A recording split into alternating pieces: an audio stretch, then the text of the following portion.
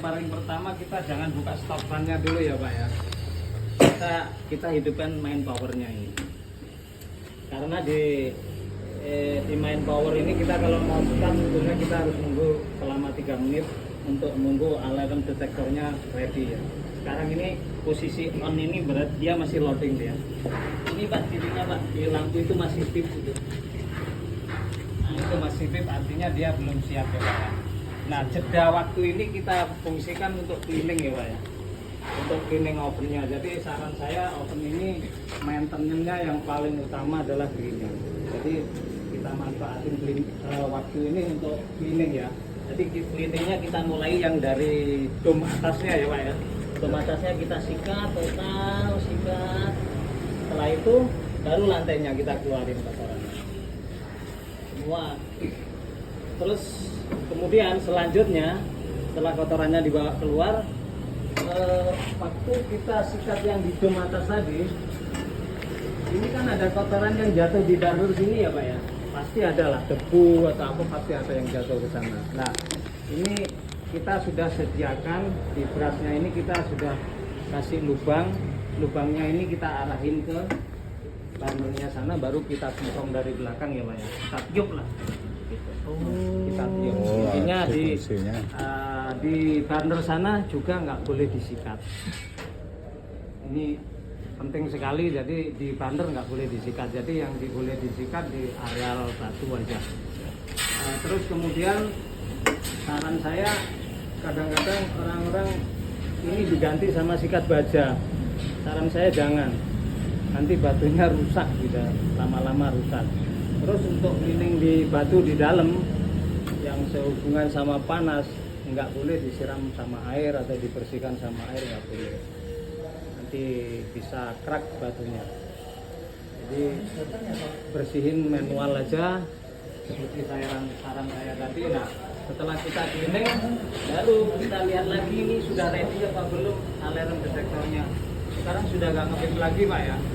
Sekarang sudah nggak ngebip lagi, berarti ovennya sudah siap dinyalain. Nah untuk nyalainnya kita berawal dari flame 1 ya Pak ya. Ini flame 1 ya Pak ya. Ini flame 1 kita nyalain.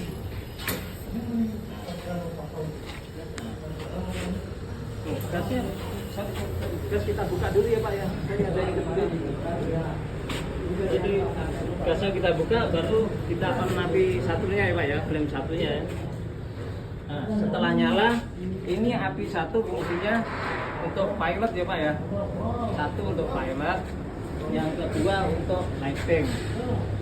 Jadi kenapa api 1 itu kita setting agak kuning, nanti kalau kita setting biru pasti gelap di dalam. Gelap. Ya ruangan di dalam ini akan gelap. Gitu. Terus yang ketiga dia untuk sensor ya. Jadi artinya gini, kalau api 1 belum nyala, api 2 nggak bisa dioperasi, nggak bisa dinyala. Jadi startnya harus dari api 1 dulu. Jangan diusahakan jangan start bersamaan. Kadang-kadang lupa ini matikan gitu, terus langsung start api 1, begitu nyala pop gitu semua bareng. Usahakan jangan sampai gitu. Nah gitu, setelah itu baru kita bisa main di suhu. Suhunya mau dibikin berapa, boleh kita hidupin flame 2 nya, baru main suhu juga boleh gitu. Jadi untuk settingnya ini aja ya Pak ya, button ini naik sama turun, yang bisa dioperasikan hanya 3 ini ya Pak ya, 3 dari kanan ya Pak ya. Yang ini untuk naik suhu ya, coba kita pencet ya Pak ya, untuk naik suhu. Yang sampingnya ini untuk turun. Kalau misalnya pengen spot, pengen loncat ke digit ratusan atau puluhan, ini bisa Pak, ini tekan ya Pak ya. Yang chip itu bisa dirubah, bisa dinaik turunin. Misalnya ini kita turunin, nah itu bisa. Kalau misalnya kelamaan mau merubah digit satu-satu, bisa berubah ke puluhan atau ratusannya bisa. Apa ya?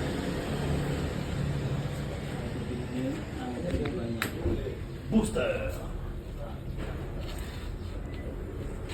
Coba bisa dilihat tuh. Bisa lihat artinya. Sudah blast. This I can put some inside and I think very well. Oh kalau dihidupin flame 2-nya otomatis suhunya naik sendiri ya? Iya. Jadi Flame 2 itu main power, full powernya Pak dia. Jadi dia yang digerakin sama termonya dia yang digerak. Walaupun nanti kita setting suhunya kecil, tetap naik.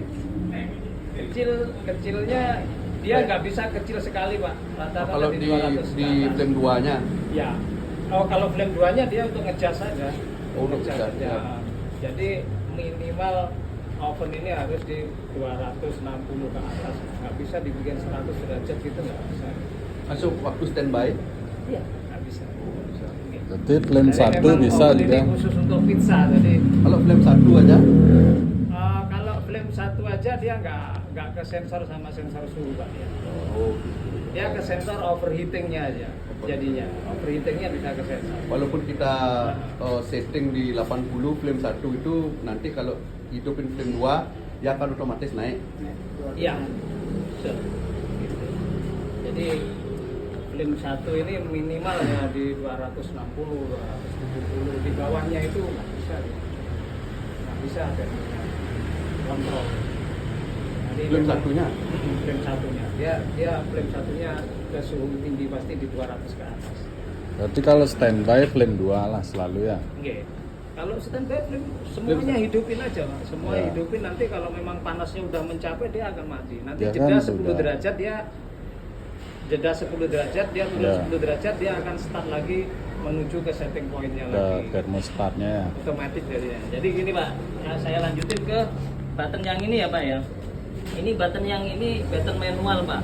Jadi ini sekarang posisinya off, artinya ovennya sudah disetting kerja otomatis. Jadi Bapak kalau mau manual, ovennya kerja manual berarti Bapak harus hidupin ini. Jadi dia nggak ikut termostat jadinya. Gitu.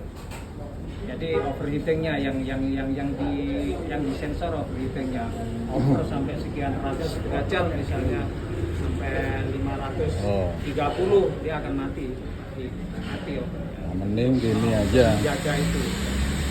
Jadi kalau bisa ini jangan sampai gini. Jangan. Kalau memang masih awal-awal belum hafal, kalau bisa ini di plaster aja biar kalau cleaning nggak Ya. tersentuh, yang lain nggak tahu jadinya kenapa ovennya kok nyala terus, nggak bisa ini settingnya segini, suhunya sampai segini gitu biasanya. Gitu. Terus ini ovennya sudah diisi ya Pak ya.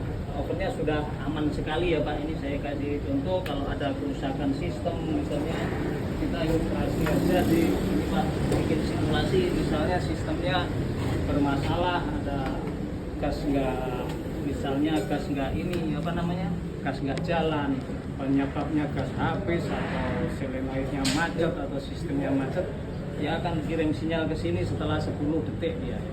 Jadi kalau misalnya gagal perapian seperti ini ya Pak ya, ini normalnya 10 detik dia bikin pemati ini kerja 10 detik.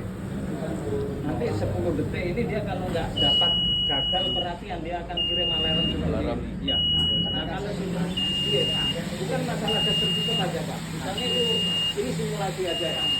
Jadi Kalau yang gas prosesnya habis, on, apakah habis atau sistemnya tersumbat rusak di dalam berarti ada masalah di dalam. Kalau sudah alarm ini yang bunyi berarti ada masalah di internalnya elektronik berarti. Nanti pas bisa hubungi auroranya untuk ini. Nah, kalau misalkan oven ini ada masalah pas saya operasional, kan butuh waktu Pak yang ke sini. Iya. Gimana saya buat pizza ya? Saya nggak ada gini. Ya, kemarin tapi cepat kok Pak kalau ini. Misalnya komplainnya jelas ini. Ya, karena kalau ini orang- alarmnya aja bunyi, Ya. gas jalan, Iya. alarm itu kebuka gasnya jalan, habis itu tapi alarmnya bunyi, ovennya mati. Ya. Nah itu kan saya nggak tahu juga kerusakannya di mana. Ya, langsung hubungi auroranya aja Pak. Dengan cara nanti bikin video ya Pak yang jelas. Biasanya yang bikin lambat di outletnya.